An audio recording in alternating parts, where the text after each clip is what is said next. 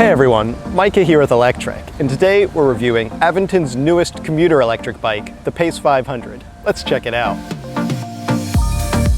The Aventon Pace 500, which is now on its next-gen edition, has a number of interesting new updates from the original Pace 500. From the integrated battery to the built-in lighting, the hydraulic brakes, and so much more, there's a lot to see on the new edition of the bike. But I know you all like the numbers, so let's hit the specs here first. As the name implies, the Pace 500's rear motor is rated at a continuous 500 watts, though you know the peak power is definitely higher. I mean, it has to be, because this model is a fast Class 3 e-bike that gets up to 28 miles per hour or 45 kilometers per hour, and it doesn't take too long to get there either. Plus, the 8-speed transmission lets you actually pedal fairly comfortably at higher speeds too. The bike gets powered by that new 48-volt and 12-amp-hour battery with 614 watt-hours of capacity. I love the way it's built into the frame because it looks so clean and elegant. That said, it's a bit smaller than we usually see in this class of e-bike, though only slightly.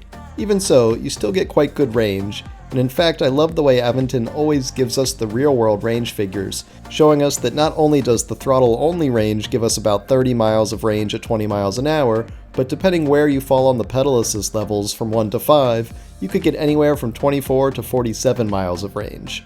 So far, I think only Aventon and electric e-bikes have gone this far to give us real-world range data, though Aventon has been doing it for years and deserves credit for beginning to shame the rest of the industry into giving us the real-world range data and not hiding behind lofty estimates. But enough of me waxing poetic about e-bike ideology, let's get back to the nuts and bolts. In fact, you won't find too many of either on the Pace 500, because the bike is just so sleekly integrated everywhere, like it was all designed from a single piece.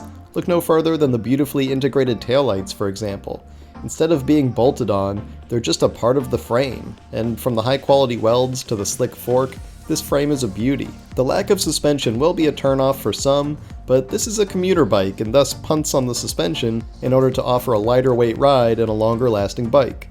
That weight, by the way, tips the scales at 52 pounds or 23.5 kilos, which is actually pretty light for a fast and long-range e-bike like this.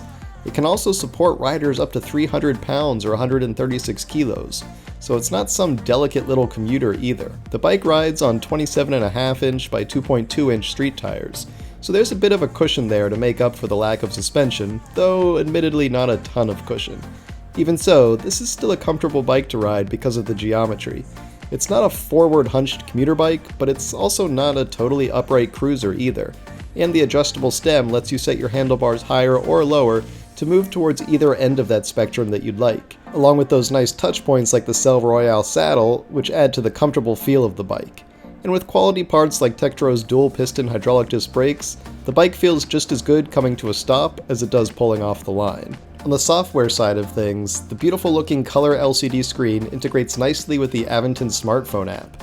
It's easy to go in and pair your bike to the app and then have access to all sorts of parameters right there on your phone. Considering the bike's price of $1,699, you're looking at a slightly more premium end of the value e-bike space, though the nicer parts and the higher quality construction don't come cheap, and so $1,699 feels fair to me, though it'd be even more fair if they included the rear rack and fenders as standard equipment.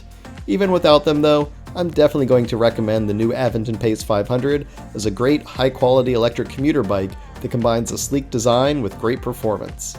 Thanks for watching everyone, and we hope you enjoyed that review of the Aventon Pace 500. If you did, why don't you give this video a thumbs up, and don't forget to subscribe so you won't miss any of our future electric vehicle videos. We'll see you here next time.